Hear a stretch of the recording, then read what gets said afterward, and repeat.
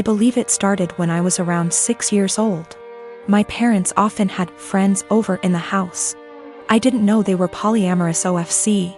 One day I was outside playing, got hurt, and when I ran inside caught my parents making out with some random guy. They told me they have other adults that they love and it's a completely normal thing. Me being a child just accepted that. They gave up being secretive and their partners would constantly be around, even joining on outings. I remember that on my 10th birthday they invited 3 of their partners, one of who I'd never seen before. And for the rest of the day my parents just withdrew from my party and hung out with them. I never saw them doing anything explicit again, but they would kiss their partners, hug them, make flirty comments. Something that would be normal between parents but with many more people. Sometimes I came home from school and my parents were gone and there was some random adult in our house. Some of them seemed surprised that my parents even had a child. I always hated it, but since my parents had told me this was normal, I assumed many adults probably did similar things and that it's just an adult thing all kids hate. Later they had less partners and eventually seemed to stop. Not that I'd know for sure. I moved out with 17. I didn't think about it anymore. A year ago I started therapy, other reasons. As usual the topic of my upbringing came up and it brought back many feelings I wasn't aware of. I realized that although my parents were always good to me, I had never really felt close to any of them and still have a lot of resentment, that they made me feel like I had to compete for my parents' attention with random strangers. A while ago, I visited them and they told me they are going to take part in a documentary about polyamorous families, and that the producers would like to include interviews with the children. So they would love if I could agree and tell everyone that polyamory doesn't mess kids up. All my resentment bubbled up and I said that I cannot agree because I would not be able to say anything positive. My parents looked shocked. I had never brought this up before, and asked why, and I unloaded all, that I always felt pushed aside. We barely had any family time without strangers intruding. It turned into an argument and I became loud and yelled that the truth is it did me up and they shouldn't have had a child. My mother cried and my father said I should probably leave. So I left and was shaken up for the rest of the week, but also felt regret because I've never made my mom cry before. Later my father sent me a message that was like, "We are sorry you feel that way. Can we have a calm discussion about this soon?" Even though I tried to, it's like I can't reply. This argument brought something very emotional up in me. I live in an apartment on the ground floor of a house that was converted to apartments. My neighbors, one street over but the back of their house faces the back of the house I live in, can see my whole backyard and vice versa. My apartment has a whole wall of windows that are on the back of the house. It's gorgeous and is a big reason I picked the place. I love keeping plants and it let in a lot of light. Looking out, there is the neighbor's backyard which is large and comes up close to my place. The property line is maybe 10 or 15 feet from my windows. Once it has gotten to be warm out, I've noticed the husband of the family who owns that house looking into my apartment a lot. Even sometimes I'll look up and see him, look away, then look back minutes later and he's still looking. So I started shutting the shades during the day, but that was kind of annoying. My place is a dark, cramped shoebox without the windows open. And I can't do that for too long because the plants were struggling without light, so I bought these window coverings that make windows into one-way mirrors. During the day when it is light out, my windows look just like mirrors now. From the inside it looks pretty much the same. The windows look tinted slightly darker, but that's it. From the outside you can't see in at all.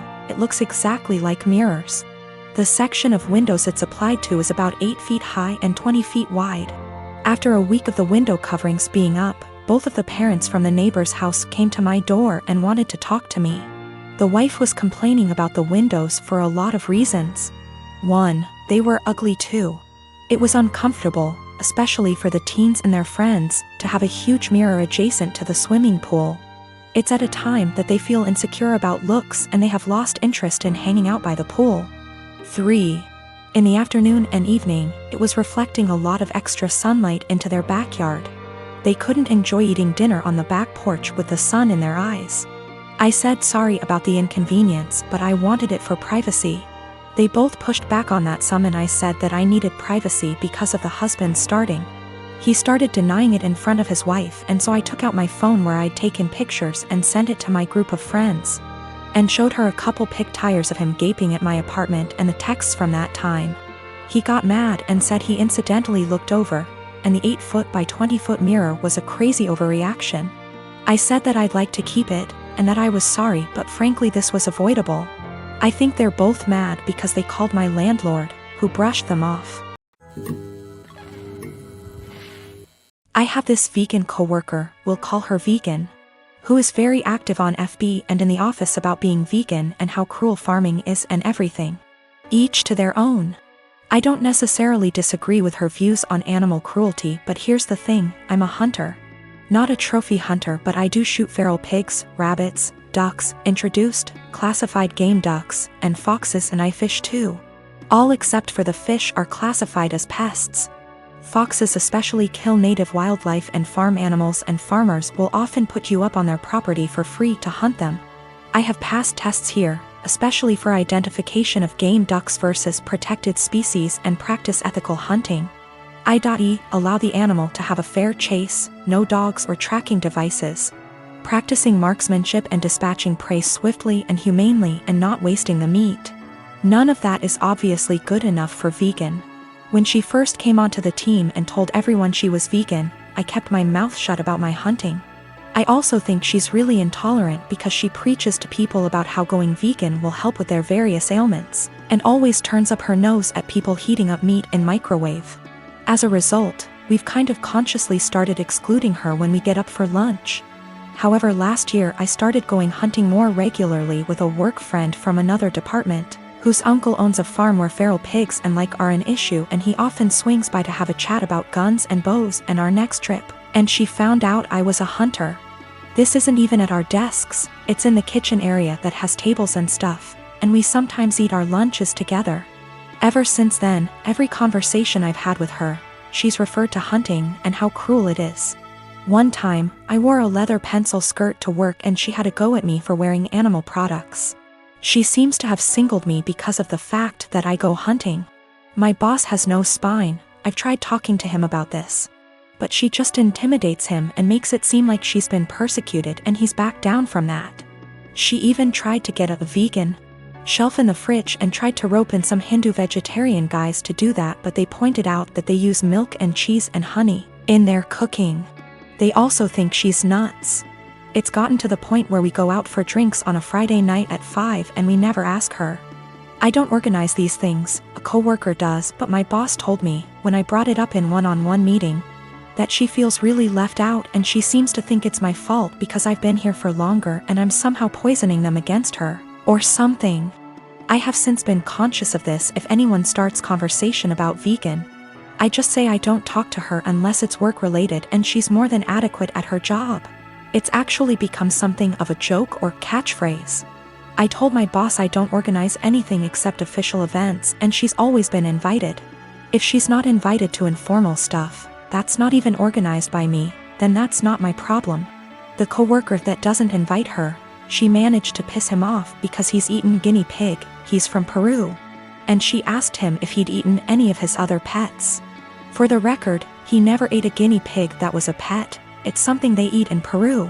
Whenever she brings up hunting or anything, I just point blank ask her there was anything work-related that she wanted to talk about, and if there wasn't, I would start talking to someone else or just walk off. I have asked her multiple times to keep conversations work-related. I never start a conversation with her at all. Most of the time, she pounces when I'm in the kitchen making tea, getting water, or just stretching my legs. One time last week, a group of us were talking and she got up to join the discussion. A horrible silence fell over the group to the point where I just excused myself and went to my desk, and so did a few others. It all came to a head in our team meeting today when our boss, usually at the ends, asks if there's any positive news or celebrations outside of work people want to share, like engagements, marathons, charity appeals, etc., and Vegan sarcastically asked me how many lives I'd taken last weekend. I got annoyed and said her constant badgering me about my hobbies and choice to eat meat was discriminatory and bothersome, and that unless it was work-related, she was not to engage me in conversation otherwise, and told our scribe to put that in the meeting minutes. She seemed a bit shocked by that, and my boss looked uncomfortable but said fair enough. I thought that was the end of that, but the right before our boss went to close the meeting, 2 other coworkers also put their hands up and asked Vegan to only engage them in work-related discussions, and that they were also uncomfortable being given non-medical health advice pertaining to their choice to consume meat and their diets. Again, boss looked uncomfortable but asked Vegan to respect their wishes and closed the meeting. Vegan didn't look anyone in the eye after that but headed straight to the bathroom. My boss was trying to get one of the coworkers to see if she was okay, and I think one of them eventually checked up on her, but she was in a cubicle and asked to be left alone. She eventually came out and asked my boss to leave early, which she did. I feel awful now.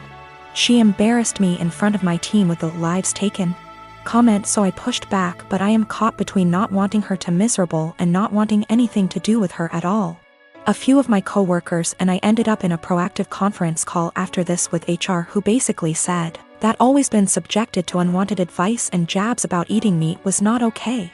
But some mediation was in order to cut the tension in the workplace.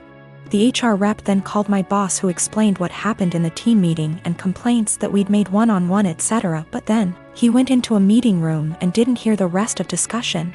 I don't know what to do, assuming she comes into work tomorrow, or if I should even talk to her at all.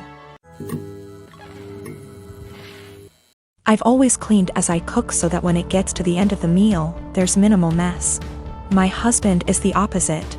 When he cooks, it's like a bomb went off. I've encouraged him to clean as he cooks. And if we're doing a big meal / holiday meal together, I often make sure to assign him that role. Like most people, one of us cooks, the other one cleans up. I am the better cook, so I cook like 80% of the time. He gets an easy cleanup.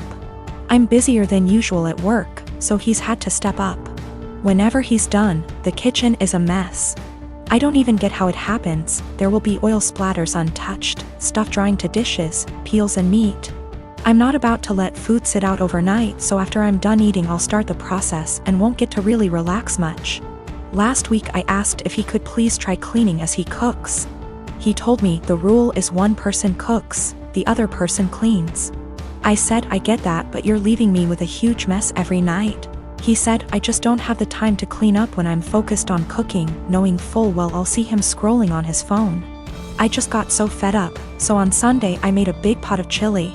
I didn't clean up as I worked. When I was done, I served him, sat down, enjoyed a beer and dinner.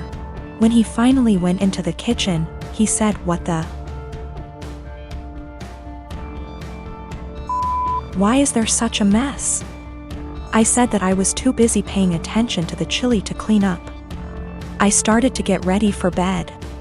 He was like, "You're just going to leave this here?" And I said yes. He said he would have to wake up extra early to clean up and that he had to be at work earlier than usual, and was supposed to play a game with his friends later that night, so could I just clean up? I said no, I cooked, so he has to clean.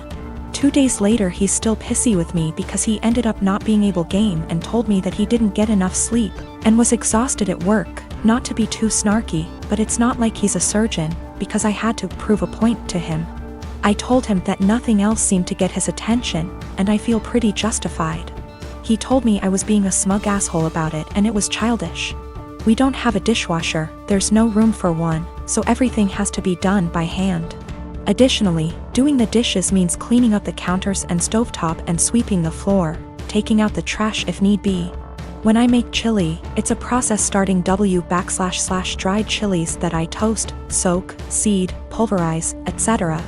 Then there's cooking the dried beans, then there's the onions and garlic and the peels, any other veggies, seeding tomato, cans of tomato, grinding the spices, etc. Then there's grating cheese for the top, etc. It definitely left a ton of dishes and other stuff behind. So another thing that comes up is whoever cooks also cleans, but since I cook most of the time, I just don't see that as being also fair to me. I'll end up spending almost every single day after work, I've been ending work at 6 or 7 some days lately, cooking and cleaning. If I had him cook more I would definitely start to gain weight, and then we'd have another issue altogether.